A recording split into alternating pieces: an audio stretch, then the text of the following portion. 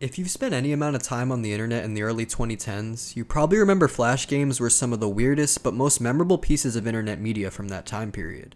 A surprising number of these games were extremely violent, but if you remember correctly, back then the internet was just a completely wild place. You'd have shock sites and places like r/watchpeopledie just posting violence and death everywhere they can. And this was around the same time sites like Newgrounds, Armored Games, and Addicting Games were filled with extremely experimental violent video game content. And you could really see parallels between the two, almost like they were directly inspired by how violent and gross the internet was at the time. A lot of these early Flash games almost feel like shock content themselves disguised with video game elements. But it didn't really stop at just gore sites and Flash games. Animations posted on places like Newgrounds in the earlier days of YouTube were in a similar lane, and it really shows how influential this type of edgy content was at the time. Series like Llamas with Hats became iconic because they mixed Adult Swim style humor with over-the-top violence. And, well, this guy walked in. Okay. So I went up to him. Yes. And I stabbed him 37 times in the chest. It's a perfect example of how early internet creators would push boundaries while still keeping everything stylized and insensitive. Another example that defined that era was Happy Tree Friends. On the surface, it looked cute, colorful kids cartoon, talking animals, bright colors, all very innocent, right? It looked like that at first, but beneath was random moments of horror that were unexpectedly violent for the viewer. Characters would get crushed, blown up, or brutally killed in ways that you'd never expect to see in what looked like a kid's cartoon. This was a common formula back then. It made people laugh, cringe, and made kids scared. And it also got people to share it all over the internet. The mix of brutal violence with something that looked like it might be made for kids was exactly the kind of edgy and chaotic content that defined early internet animation. A lot like Flash games. Sometimes I wonder how many people my age are low-key traumatized from watching stuff like this as kids. Everything used to be so weird, creepy, and completely unpredictable in the early 2010s. But honestly, I love it, and stuff like this is the whole reason my channel even exists. So with all that out of the way, let's talk about some of the most violent Flash games from that era. First up is Skull Kid. You're this kid in a skull mask running around with a chainsaw completely mowing down anything in your path. Desks, coworkers, you name it. It's ridiculous, brutal, and kinda boring, but honestly it's the perfect example of how early Flash games didn't hold back when it came to violence. You eventually get a gun on the second level of this game too, you're not just stuck with a chainsaw the whole time. This game was short and aged pretty poorly, but I feel like it has enough charm to where I needed to place it on this list. The whole game kinda looks like a kid's drawing, which I like, and it reminds me of the edgy stuff I used to draw in 5th grade. Definitely an important piece of Flash game history. Next up is Whack Your Boss, and I've talked about this game briefly before. There's a lot of variations of it, but Whack Your Boss is like objectively the best one. You're in an office with a super annoying boss who won't leave you alone, and the goal is to creatively get rid of him. This game is pretty messy and it's not exactly deep, but it's classic early Flash game violence. I probably spent way too much time trying to get all the possible ways you could kill this guy when I was younger. This game is almost just a torture simulator disguised as a game, and I think that's how a lot of these early Flash games were.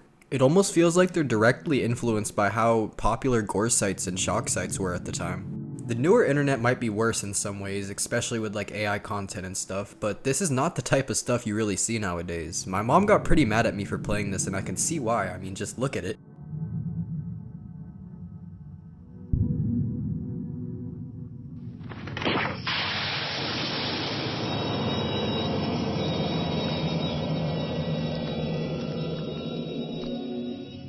Definitely not something I should have been playing in like 4th, 5th grade, but oh well, I turned out fine.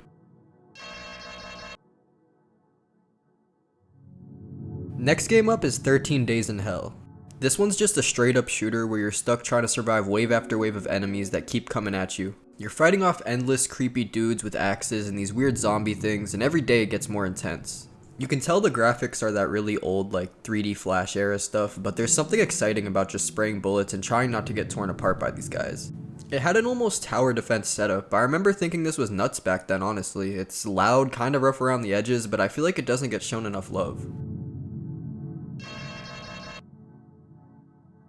Next game up is Madness, and this is probably one that doesn't need an introduction at all if you spent any time on Newgrounds back in the day. Madness was both a series of insane stick figure animations and a game where you basically blast, slice, and punch your way through wave after wave of enemies. It's technically just stick people, yeah, but it somehow manages to be way more artistically creative than it should be. It's like someone took every super over-the-top action movie and mashed it into one tiny flash window. Madness as a series stood the test of time and even has a more recent version on Steam. This series shaped a lot of people's childhoods for sure. I really hope some of you remember this game. Casuality is a classic early Flash stick figure game my cousin showed me when I was a kid, where the entire objective is basically kill all the stickmen without the other ones noticing it.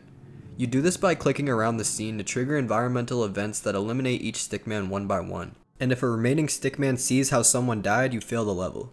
For a Flash game, it's surprisingly hard and strategic for such a simple concept. A lot of levels are like little puzzles where you have to figure out the sequence of clicks so that each stickman dies without tipping off the others. There's no direct combat or weapons in your hands, it's all about manipulating the environment to make the kills happen and go unnoticed.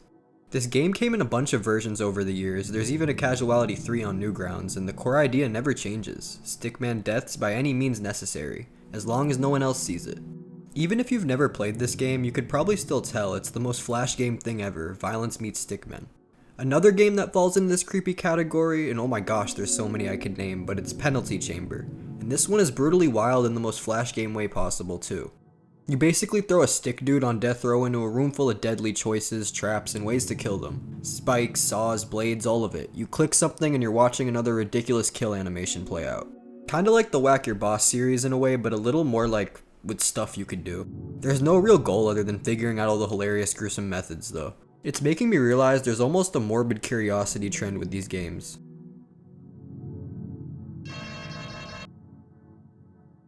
This is one you've probably been waiting for. Everybody remembers this game who grew up online. It looked silly at first, goofy characters on bikes and scooters, but the second you hit play, it's like the developer just wanted to see how messed up it can get.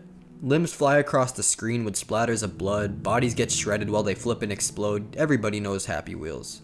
Every level has some death waiting just around the corner, and what made it stick in people's heads wasn't really just the violence.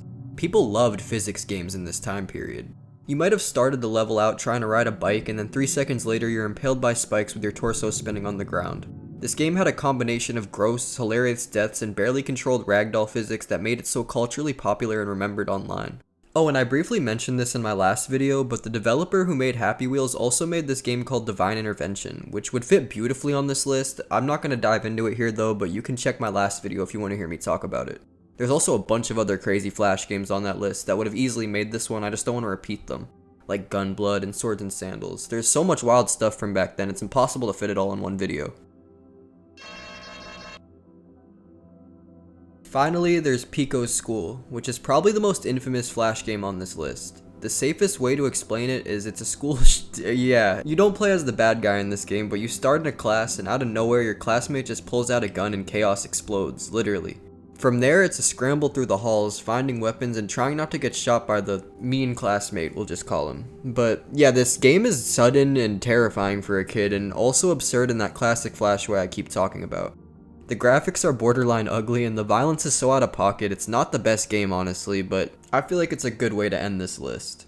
It's just like explains the media I grew up on as a kid. It's edgy, horrific, and very violent. Looking back at this stuff, it's kinda wild to think about what we were exposed to online as kids.